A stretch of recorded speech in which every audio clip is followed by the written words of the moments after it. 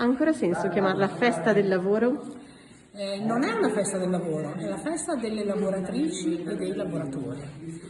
che poi sì, concettualmente si può estendere al lavoro, ma noi vogliamo partire dalle lavoratrici e lavoratori perché più in altre situazioni è necessario in questo 2022 fare un focus rispetto alla condizione che lavoratrici e lavoratori e anche disoccupati e disoccupati si trovano in questo momento.